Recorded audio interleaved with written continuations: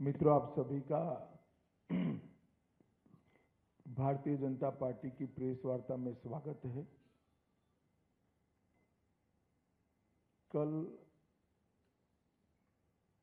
बंगाल विधानसभा 2026 के चुनाव के प्रथम चरण में मतदान के सारे बंगाल के रिकॉर्ड तोड़ते हुए बंगाल की जनता ने अभूतपूर्व उत्साह और जोश के साथ बंगाल में परिवर्तन के लिए वोट डाला है। मतदान का जो प्रतिशत सामने आया है वो पूरे देश के लोकतंत्र में भरोसा करने वाले लोगों का उत्साह बढ़ाने वाला है। मैं सबसे पहले तो प्रथम चरण में वोट डालने वाले सभी बंगाल के मतदाताओं का बहुत बहुत अभिनंदन करना चाहता हूं और धन्यवाद भी करना चाहता हूं कि आप भय से भरोसे की ओर की एक यात्रा को बहुत अच्छे तरीके से शुरू किए हैं और दूसरे चरण के मतदाता भी भय से भरोसे की यात्रा को आगे बढ़ाएंगे। मैं चुनाव आयोग, सभी सीएपीएफ, चुनाव आयोग के सहयोग में लगा हुआ पूरा तंत्र और बंगाल पुलिस को भी हृदयपूर्वक बहुत बहुत अभिनंदन देना चाहता हूं, क्योंकि बंगाल के बहुत लंबे अरसे के बाद एक भी मृत्यु नहीं हुई है। इस प्रकार का ये चुनाव हुआ है जो अपने आप में एक अजूबा है।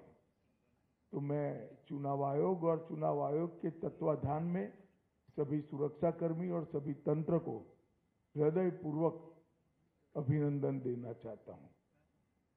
हमारे पास जो फीडबैक है उसमें बंगाल की जनता ने अपना भविष्य पहले चरण में ही तय कर लिया। कवि गुरु टैगोर, महान सुभाष चंद्र बोस और खुदीराम बोस की ये भूमि ने विकास को चुना है और नरेंद्र मोदी जी के नेतृत्व में भारत के विकास की जो यात्रा चल रही है उसमें बंगाल के प्रथम चरण के मतदाताओं ने स्पष्ट कर दिया है कि बंगाल भी उसमें जुड़ने जा रहा है। 16 जिलों की 52 सीटों पर 92.98% मत निश्चित रूप से बताता है कि दीदी जाने वाली है और भाजपा आने वाली है। भय जाने वाला है और भरोसा आने वाला है।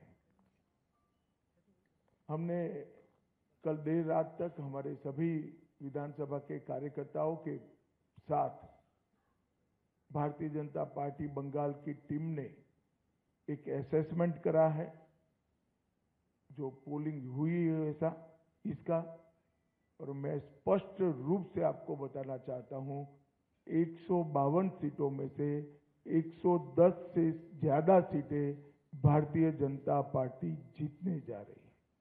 इसका मतलब है कि दूसरे चुनाव चरण को मिलाकर हम प्रचंड बहुमत के साथ बंगाल में शुद्ध रूप से भारतीय जनता पार्टी की सरकार बनाने वाले हैं। मित्रों, मैं थोड़े आंकड़े भी देना चाहता हूं। 16 के चुनाव में 1278 लोग घायल हुए थे, 21 में 1681, 23 के पंचायत में 664 और 24 के आम चुनाव में 761। उसकी तुलना में 30 से कम लोग कल घायल हुए। ये बताता है कि बाय एंड लार्ज चुनाव शांतिपूर्ण तरीके से हुआ है और मृत्यु का आंकड़ा एक भी नहीं है। और ये जो चुनाव बढ़ा है, मतदान बढ़ा है, वो भारतीय जनता पार्टी की सरकार बनाने का, परिवर्तन का मतदान। क्योंकि जिस तरह से प्रधानमंत्री जी और हमारे बाकी नेताओं की रैलियों को प्रतिसाद मिला है, रोड शो को प्रतिसाद मिला है, वो प्रतिसाद कल प्रथम चरण में बैलेट मशीन के अंदर बंद हो गया है। एक बहुत बड़ी आशंका यहां व्यक्त की जाती थी कि जन समर्थन तो है, मगर पोलिंग स्टेशन पर पहुंचेगा क्या? वो आशंकाएं आज समाप्त हो गई है और मुझे विश्वास है कि दूसरे चरण में और उत्साह के साथ मतदान होगा। अब दूसरे चरण की भी मतदाताओं की जिम्मेदारी है कि यही परिवर्तन के दौर को वो आगे बढ़ाए। बहुत लंबे समय के बाद, जब कोई विपक्षी पार्टियां नहीं थी, हमारे देश की आजादी के बाद का वो दौर बात कर दीजिए, तो 5 तारीख के बाद अंग, बंग और कलिंग तीनों जगह भारतीय जनता पार्टी का शासन होगा, कमल का शासन होगा। और मैं मानता हूं ये निशानी हमारे पूर्वी भारत के लिए शुभांकर है। नरेंद्र मोदी जी ने 2014 में कहा था कि भारत की दोनों भुजाओं का, भारत माता की दोनों भुजाओं का सम विकास होना चाहिए। पश्चिम के क्षेत्रों में विकास काफी अच्छा हुआ है, कोई न कोई कारण से पूर्व के क्षेत्र पिछड़े हुए हैं। पूरा नॉर्थ ईस्ट, बंगाल, बिहार, उड़ीसा, ये पूरा भारतीय जनता पार्टी का शासन आने के बाद ये जो शुरुआत मोदी जी ने करी है पूर्व के विकास की, पूर्वोदय की, इसकी भी गति तीव्रता के साथ बढ़ेगी। मित्रों, एक बंगाल की मुख्यमंत्री जी अफवाह फैला रही हैं कि बंगाल में अगर भाजपा का शासन आया तो बाहरी लोग शासन करेंगे। मैं दीदी को बताना चाहता हूं, दीदी बंगाल का अगला मुख्यमंत्री बंगाल में ही जन्म लेने वाला, बंगाली मीडियम में पढ़ा लिखा और बंगाली बोलने वाला होगा। इतना ही है कि आपका भतीजा नहीं होगा, वो भारतीय जनता पार्टी का कार्यकर्ता होगा। अगली सरकार बंगाल के ही भारतीय जनता पार्टी के कार्यकर्ता ने बनानी है। भाइयों बहनों, भारतीय जनता पार्टी की सरकार बंगाल में बनने के बहुत बड़े मायने, हमारी सबसे पहली प्रायोरिटी होगी कि बंगाल की महिलाओं को हम सुरक्षा प्रदान करें, उनको भय से मुक्त करें। जिस राज्य की महिला मुख्यमंत्री ये कहती हो कि 7 बजे के बाद महिलाओं को घर से निकलने की जरूरत क्या है, मैं मानता हूं उनको शासन करने का कोई अधिकार नहीं। मैं आज बंगाल की माताओं बहनों को आश्वस्त करना चाहता हूं कि 5 तारीख को भारतीय जनता पार्टी की सरकार बनने के बाद रात को 1 बजे भी छोटी सी बच्ची, किशोरी स्कूटी लेकर निकलेगी, कोई गुंडा उसके सामने आंख उठाकर नहीं देख पाएगा। और ये प्रतीकात्मक रूप से हमने आरजी कर की पीड़िता की माताजी को और संदेश खाली की पीड़िता को भी हमने प्रत्याशी बनाया। जो बंगाल के टीएमसी के गुंडों की विक्टिम थी, वो असेंबली में बैठकर ये गुंडों के खिलाफ कठोर प्रशासन के नियम बनाने का काम करेगी। मुझे लगता है बहुत बड़ा परिवर्तन आने वाले दिनों में होने वाला है। और दीदी को महिला आरक्षण का विरोध करने का जवाब भी इस चुनाव में बंगाल की मातृशक्ति देगी, इसका मुझे पूरा विश्वास है। मित्रों, आज मैं बाकी सारे जो क्षेत्र बचे हैं उन लोगों को भी कहना चाहता हूं कि भारतीय जनता पार्टी की सरकार बनने के बाद व्यापारियों से कोई भतीजा टैक्स, भाईपो टैक्स नहीं लिया जाएगा। सिंडिकेट को हम समाप्त कर देंगे। जो प्रशासन का राजनीतिकरण हुआ है और राजनीति का क्रिमिनलाइजेशन हुआ है, वो एक प्रकार से नासूर बना हुआ है, उसको भी हम बंगाल की जनता को ये नासूर से मुक्त कराएंगे। बंगाल के अंदर आधुनिक खेती के लिए कोई संगठित प्रयास विगत 50 साल से नहीं हुआ। मां गंगा की कृपा जो कांप को ढोकर लाती है और पानी की उपलब्धता है, इसी के आधार पर यहाँ का किसान खेती करता है।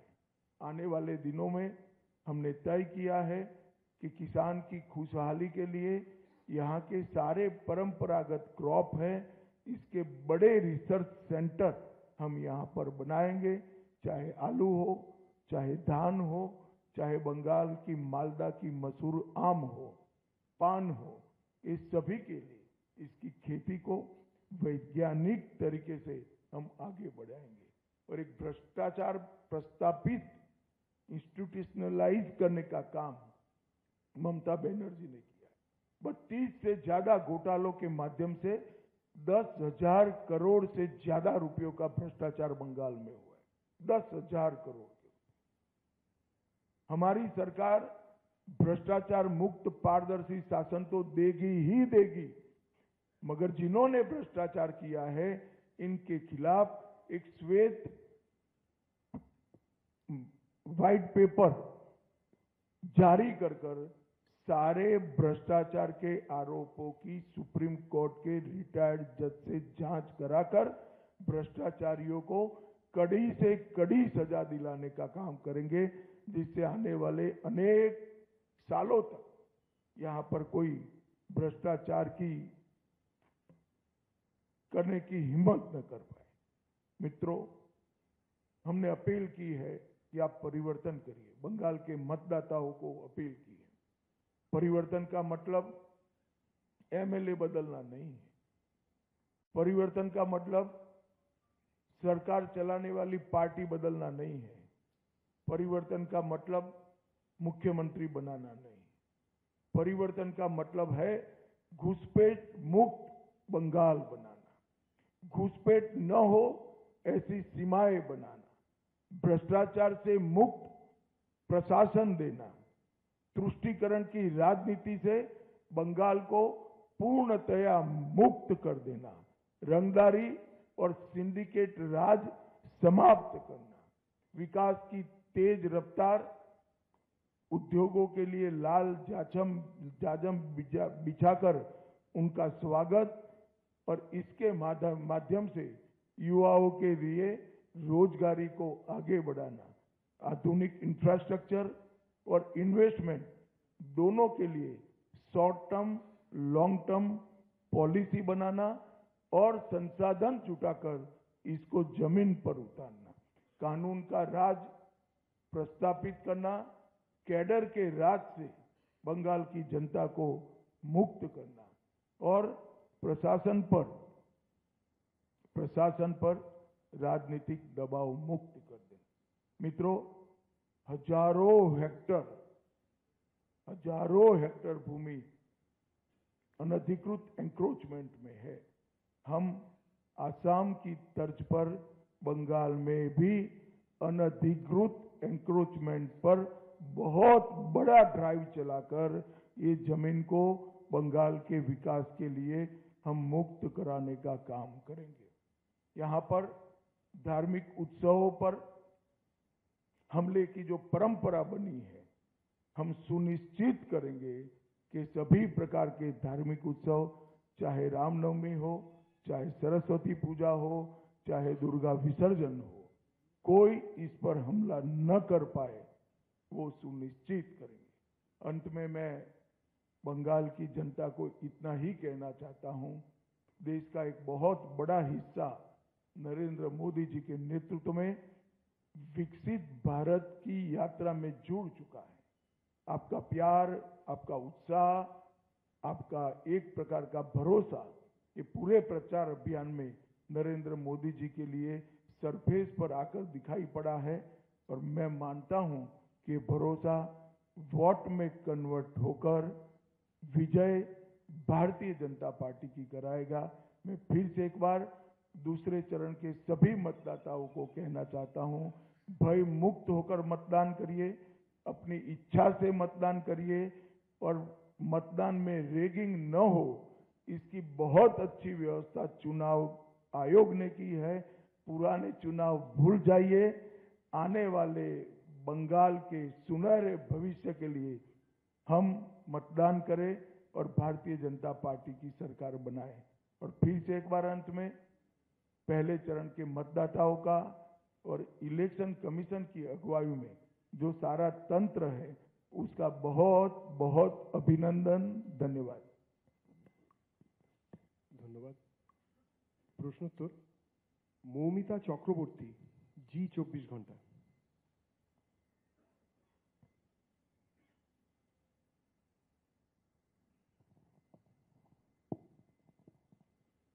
सर, सेकेंड फेज में ऐसा बहुत सारा केंद्र है जहाँ पे नॉर्थ 24 परगना या फिर साउथ 24 परगना, जहाँ से लड़कियों का पाचार का घटना बहुत ज्यादा सुनाई देता है, माइनर एजेस लड़कियों। तो इस बारे में मतलब क्या व्यवस्था लिया जाएगा अगर भाजपा की सरकार आई तो? देखिए, ये मुझे कोई आश्वासन देने की जरूरत नहीं है। हमारा ट्रैक रिकॉर्ड है, जहां जहां भारतीय जनता पार्टी की सरकारें बनी, हमारी सबसे टॉप की प्रायोरिटी में से एक महिला सुरक्षा रही है और ये हमने कर कर भी दिखाया है। और बंगाल की माताओं बहनों को भी पूरा भरोसा है और हमने सिंबॉलिक रूप से महिला अत्याचार की विक्टिम को भी प्रत्याशी बनाकर बंगाल की विधानसभा में बिठाने का तय किया है। और मैं मानता हूं कि किसी भी पार्टी की एक टॉप मोस्ट प्रायोरिटी होनी चाहिए थी, महिला मुख्यमंत्री की तो सबसे पहली होनी चाहिए, परंतु ये हुआ नहीं है। भारतीय जनता पार्टी की सरकार ही ये करेगी। मौपिया नंदी, कोलकाता टीवी।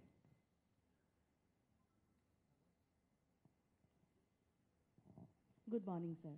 सर, जो अगला जो नेक्स्ट दूसरा चरण पे जितने सारे सीटों में वोट है वो अभी तक आपके लिए थोड़ा सा टफ? नहीं, हमारे लिए तो पूरा बंगाल ही टफ था। 3 ही सीट थी हमारी। हमने ऐसे कई राज्य हैं जहां सीधी सरकारें बनाई, असम, त्रिपुरा, मणिपुर, ढेर सारे राज्य हैं ऐसे। और ये कोई नई बात नहीं है भारतीय जनता पार्टी। अभी तो हम 77 सीटों की पीठ पर बैठे हैं। यहां से सरकार बनाना बहुत सरल है और सरकारें भारतीय जनता पार्टी नहीं बनाती, सरकारें देश की जनता बनाती है, बंगाल की जनता बनाती है। हमने पूरे प्रचार में उत्साह देखा है। इस बार भाजपा की सरकार बनना सुनिश्चित है। आप भी भाजपा के लिए वोट कर दीजिए, आपका योगदान रजिस्टर्ड हो जाएगा। बैठिए। Rohit Khanna, times of India. Sir, दो सवाल। Do you see, sir, this, and there is a palpable thing that, sir, there is a lot of anti-incumbency vote this time with the high turnout. Do you see, sir, this anti-incumbency vote fragmented? And also, do you see, sir, there will be a lot of seats where the winning margin will be very thin? मुझे तो tsunami दिख रही है भाई, और मुझे लगता है कि बहुत बड़े मार्जिन के साथ सीटें भी बढ़ेगी और सीट जीतने का मार्जिन भी बढ़ेगा। कल मैं मध्यम ग्राम में गया था, रात को जो नजारा देखा है, मध्यम ग्राम में मैं चौथी बार प्रचार करने के लिए गया, पहली बार नहीं गया हूं। मध्यम ग्राम में रोड शो बहुत, मतलब मेरी कल्पना से बहुत बड़ा था।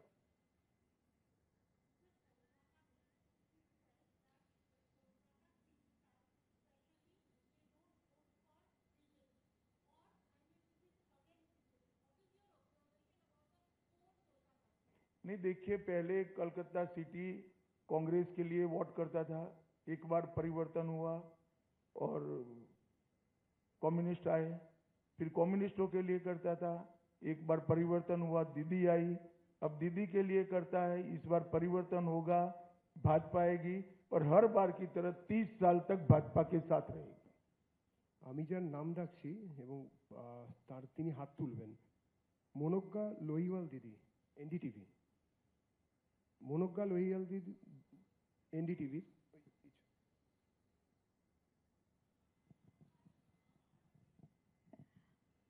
अमित जी, मेरा सवाल ये है कि अभी तक प्रधानमंत्री नरेंद्र मोदी ने झालमुड़ी खाई है, नाव में आज सैर की है और उसके बाद गंगा नदी और बाकी सबकी बातें हुई हैं।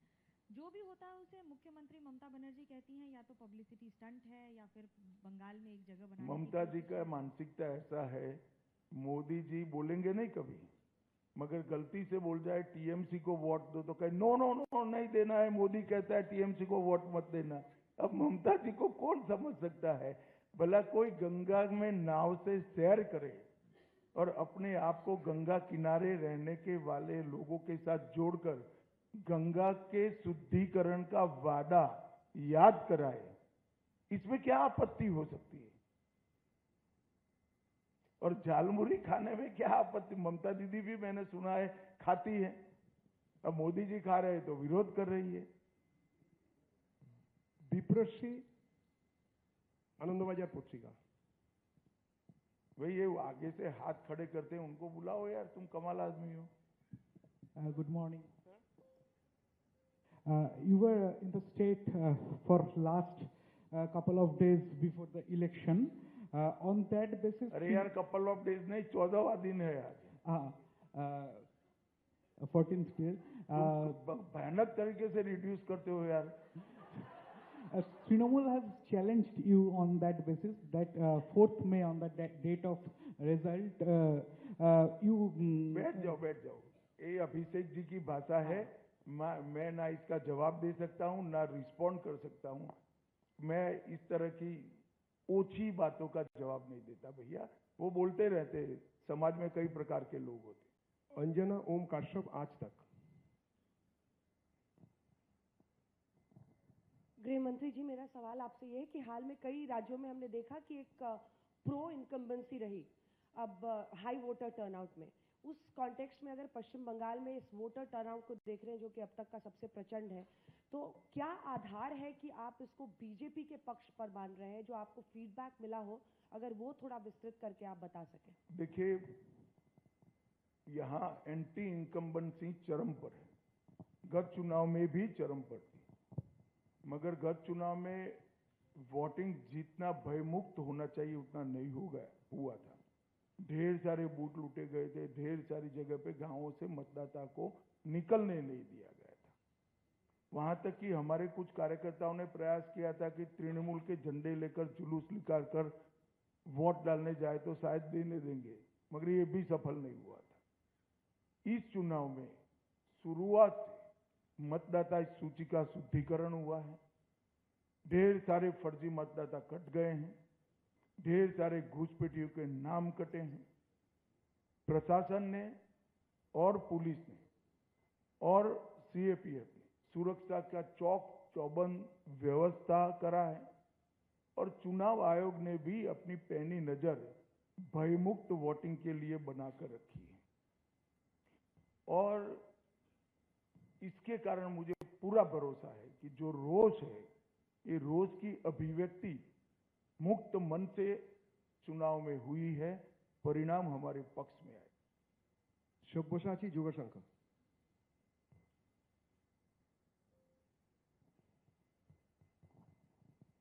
सर, पहले दफा जो मतदान हुआ है इसमें आप लोग दावा कर रहे हैं कि 110 के ऊपर जाएगा, लेकिन तृणमूल कांग्रेस का दावा है ये एसआईआर के अगेंस्ट में वोट जा रहा है। इसके विषय में आपको क्या टिप्पणी है? कुछ नहीं कहना है, सबको जो भरोसा है वो बताना चाहिए जनता को। जनता को किस पर भरोसा करना वो जनता तय करे। Devendra Parashar, India TV. Devendra Parashar, India TV. हाँ, खड़ा करते हैं भैया, गुस्से मत हो यार, क्यों ममता दीदी जैसा करते हो? गृहमंत्री करता हूँ मैं जी, आप अलाउ करें तो दो छोटे सवाल हैं मेरे। पहले ही बात तो ये है कि जैसा कि आपने बताया भी कितना वायलेंस होता था यहाँ पे, पिछले लोकसभा में भी हमने देखा कि जम्मू कश्मीर जैसा राज्य जो कि आतंकवाद से ग्रस्त है, वहाँ शांतिपूर्वक तरीके से चुनाव हुआ। बंगाल में तब भी वायलेंस हुआ था, इस बार ऐसा नहीं हुआ। इसके पीछे सबसे बड़ी वजह क्या है और क्या उल्टा लटका कर सीधा करने वाला फॉर्मूला काम कर रहा है? और दूसरा सवाल मेरा ये है कि आमतौर पर बंगाल में बहुत सारे एनालिस्ट एक नैरेटिव चलाते हैं, north Bengal versus south Bengal, पुरुष वोटर बनाम महिला वोटर्स, यूथ बनाम बुजुर्ग। क्या इस बार के चुनाव में आप लोगों का जो फीडबैक है वो काम एक मुश्त होकर बंगाल के सब आयु वर्ग के, सब जेंडर के और सब हिस्सों से मतदाता भारतीय जनता पार्टी को वोट दे रहे हैं। मैं 3 दिनों से प्रेसिडेंसी में घूम रहा हूं, 3 दिनों से मैं आपको बताता हूं, प्रेसिडेंसी इस बार नॉर्थ बंगाल से आगे रही। गृह मंत्री Amit Shah ji, Nishant Kumar, organiser English weekly से। आपने कहा कि इस चुनाव में प्रथम चरण में अभी तक कोई भी हत्या नहीं हुई, जो कि बहुत ही काबिले तारीफ है। लेकिन कुछ जगहों पर जो भाजपा के कैंडिडेट हैं उनके ऊपर आक्रमण हुआ, अटैक हुआ। सेकंड चरण में ऐसा ना हो ताकि जनता जो और भी भरोसे के साथ भाजपा को वोट कर सके, इसको कैसे सुनिश्चित करेंगे? हमारा प्रतिनिधिमंडल आज चुनाव आयोग को मिलने वाला है। दूसरे चरण की व्यवस्था को और चुस्त करने के लिए हम चुनाव आयोग को हमारे सुझाव देने वाले। पीछे दे दो भाई, सेकंड रो में। अमित जी, आपने कहा कि आप 14 दिन से यहाँ पे हैं, शायद और 2-3 दिन यहाँ पे रहेंगे। पहली बार जो बंगाल में आपने इतना दिन बिताया, मैं आपसे पूछना चाहूंगा कि 3 ऐसे कुछ अनुभव आपका पास हुआ है जो पॉलिटिकल और अपॉलिटिकल है, जो आप अगले अपने पूरे जीवन तक याद रखेंगे बंगाल के बारे में, पॉलिटिकल और अपॉलिटिकल 3 अनुभव। देखिए, मैं कल का ही एक अनुभव बताता हूं। रोड शो में जबरदस्त भीड़ थी। किसी युवा व्यक्ति के लिए भी रोड शो में वहां खड़ा रहना ये बहुत कठिन था। शायद मैं न्यूट्रल मतदाता होता तो मैं भीड़ देखकर अपने घर चला जाता, वोट भाजपा को देता। इतनी भीड़ थी कल। एक वृद्ध माता जी, मेरा अंदाजे 80 साल की होगी, इतने धक्के खाकर वहां पर खड़ी थी। मैं अपनी धुन में गाड़ी में बैठ गया और उस वक्त मेरी नजर पड़ी कि माता जी कुछ हाथ हिलाकर कह रही है। मैं उतर कर गया। उन्होंने जिस प्रकार से मुझे आशीर्वाद दिया है, ये व्यक्तिगत बात नहीं है, ये भारतीय जनता पार्टी को उनका आशीर्वाद है। इतने धक्के खाकर भाजपा के समर्थन में वहां खड़ा रहना ही आशीर्वाद है। मगर फिर भी आगे आकर पुलिस की बैरिकेड को लगभग तोड़कर मिलकर आशीर्वाद, और इस प्रकार के आशीर्वाद व्यक्तिगत जीवन में बहुत बड़ी ताकत और हौसला देते हैं। फिर ये भाईपो कितनी भी गाली बोले कोई असर नहीं होती है। जब इतनी बूढ़ी माँ आशीर्वाद देती है, कुछ नहीं होता। विकास वादौड़िया, एनडीटीवी। हाथ खड़ा कीजिए।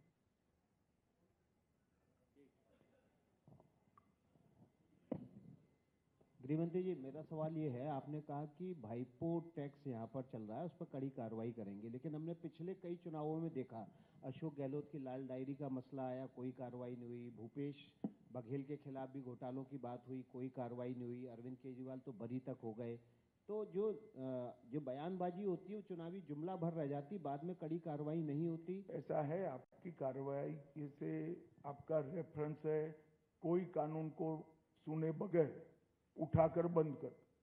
जांच होता है, जांच में सहयोग नहीं करते हैं, देरी होती है। सैन सभी जिन्होंने भ्रष्टाचार किया है इसमें आएंगे ही आएंगे, आप भरोसा करिए। और जब आता है तब तो आप विंडिक्टिव अप्रोच का प्रेस करते हो, स्टेटमेंट देते हो। कोई विंडिक्टिव अप्रोच नहीं है, इसकी बाकायदा जांच होती है। एजेंसी अपना काम स्वतंत्र रूप से करती हैं और एजेंसियों को कोर्ट में उलझाकर समय भी बहुत जाया किया जाता है, इसलिए देरी हो रही है। मगर सबसे बड़ी बात बंद होना है, और बंद होने के बाद आगे न हो इसके लिए एग्जाम्पल सेट करना। शेष प्रश्न अमित कुमार, टाइम्स नाउ। अमित भाई, अब तो पहला चरण का मतदान हो गया, लेकिन चुनाव के दौरान लगातार ममता ये कह रही थी कि जो अधिकारी बीजेपी के लिए काम कर रहा है, मैं एक अधिकारी को पहचान रही हूँ, नजर रखी हूँ, उन पर कार्रवाई करेंगे। साथ ही साथ ये भी कही थी कि चुनाव बंगाल कब्जा करने के बाद दिल्ली कब्जा करेंगे और दिल्ली से भाजपा को भगाएंगे। बहुत अच्छी बात है। चल, कोई कुछ नहीं मानता है अमित तेरे अलावे। यहाँ कुछ नहीं बचा है, दिल्ली कहाँ आएंगी? अब मैं क्या जवाब दूं? भले आदमी बोलो। चलो, आपने ये कहा है कि पहले चरण में आपके 110 आएंगे, पिछले बार आपके 57 आए थे। तो अमित भाई, इन 5 सालों में क्या बदला है कि डबल नंबर की आप बात कर रहे हैं? ढेर सारा काम हुआ है। पहले तो मैंने जो कहा कि भय मुक्त मतदान हुआ है, जरा भी इंटरप्शन नहीं हुआ है। और दूसरा, एंटी इनकम्बेंसी भी चरम पर पहुंची है। और ये 5 साल में विशेषकर महिलाओं की सुरक्षा पर जो गंभीर सवाल लगे हैं, इसने सारी माताओं बहनों को एक प्रकार से लामबंद कर दिया है। और हम भी सीखे हैं काफी कुछ। तो मुझे भरोसा है कि बहुत अच्छा परिणाम आने वाला है। Neeraj from Zee News. Ishan Dutt.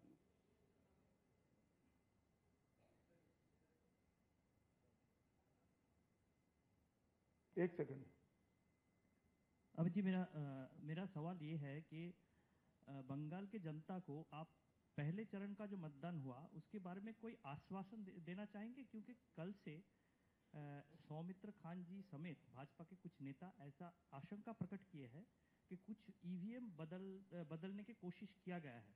ऐसा कुछ हो सकता है क्या? हमने वो आशंका को चुनाव आयोग के सामने रखा है। मुझे विश्वास है चुनाव आयोग पूरी जांच पड़ताल करेगी। नीरज जी, जी न्यूज।